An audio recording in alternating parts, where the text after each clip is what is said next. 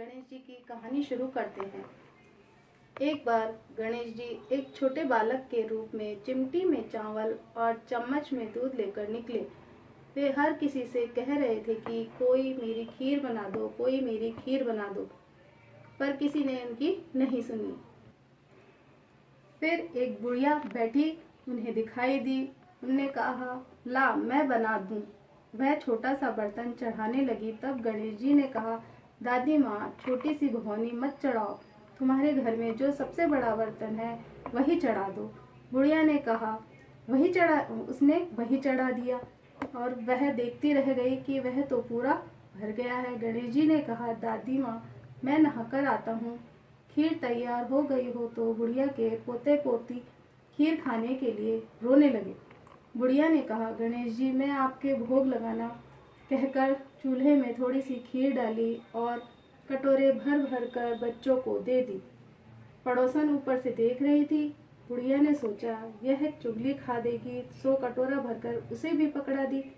बेटे की बहू ने चुपके से एक कटोरी खीर खाई और कटोरा चक्की के नीचे छुपा दिया। अब भी गणेश जी नहीं आए। बुढ़िया को बहुत भूख लग रही थी। एक कटोरा खीर का भरकर किवाड़ के पीछे बैठकर एक बार फिर कहा, मैं गणेश जी आपके भोग लगाना, और खाना शुरू कर दिया। तब भी गणेश जी आ गए। बुढ़िया ने कहा, आजा रे गणेशिया, खीर खा ले, मैं तो तेरी राह देख रही थी। गणेश जी ने कहा, दादी माँ, मैंने तो खा ली। बुढ़िया ने कहा, कब खाई? गणेश जी ने कहा, अब तेरे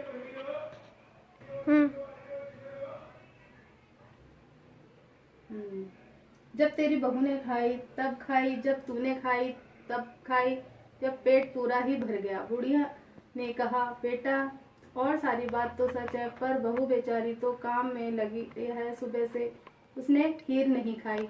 गणेश जी ने कहा, चाकी के नीचे जा कर देख, झूठा कटोरा रखा हुआ है, तूने तो मेरे भोग लगाया वैसे ही खा गई। बुढ़िया ने कहा, बेटा, घर की बात है, घर में ही रहने दे, बता बची हुई खीर का क्या करूं? गणेश जी ने कहा, नगरी जिमा दे, लोगों को न्योता दे दे। तब हंसने लगे लोग और बोले, कल तक तो खाने का पता नहीं था, आज नगरी जिमाएगा। फिर भी लोग आए और ठाट से जिमे। नगरी जिमा दी, तब भी चूरा पूरा ही भरा था। राजा को पता लगा तो बुढ़िया ने बुलाया और कहा कि क्यों बुढ़िया, तेरे पास ऐसा चरू कहाँ से आया? तो अच्छे तो हमारे घर में रखता है। बुढ़िया ने कहा, राजा जी आप ले जाओ। राजा जी ने खीर का चरा महल में मंगा लिया।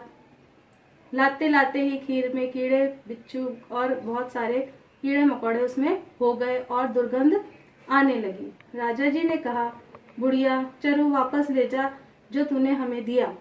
बुढ़िया ने कहा, राजा जी आप देते तो पहले ही देख कर भी दे देते, यह चरा तो मुझे गणेश जी ने दिया है। बुढ़िया ने कहा, चरा वापस लिया, लेते ही सुगंधित खीर हो गई।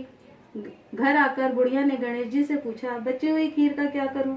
गणेश जी ने कहा, झोंपड़ी के किसी कोने में गड्ढा खोदकर गाड़ दे, उसी जगह सुबह उठकर वापस खोदेगी तो धन के 2 चरे मिलेंगे। ऐसा कहकर गणेश जी अंतर ध्यान हो गए और झोंपड़ी को लात मारकर चले गए और वह झोंपड़ी के स्थान पर वहां महल स्थापित हो गया। सुबह बहू ने फावड़ा लेकर पूरे घर को खोद दिया पर उसे कुछ नहीं मिला। बहू ने कहा, सासू जी, थारो गणेश जी तो झूठो है। सास ने कहा, बहू, मारो गणेश जी झूठो तो नहीं, ला मैं देखूं। वह सुई लेकर खोदने लगी तो टन टन करते 2 धन के चरे निकले। बहू ने कहा, सासू जी, गणेश जी तो साचे ही हैं। सास ने कहा, गणेश जी तो भावना के भूखे हैं। हे गणेश जी, जैसा तूने बुढ़िया को दिया वैसा सबको देना। कहानी कहने वाले पुकार भरने लगे और कहानी सुनने वाले सबको देना। ऐसी भावना के साथ आज मैं अपनी कहानी और कथा को समाप्त करती हूँ।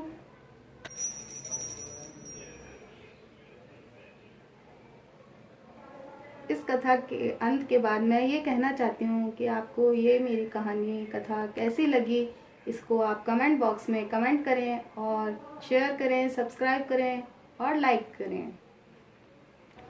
तब तक के लिए तब तक के लिए आप मेरे नए वीडियो का इंतज़ार करिए। बाय, नमस्कार।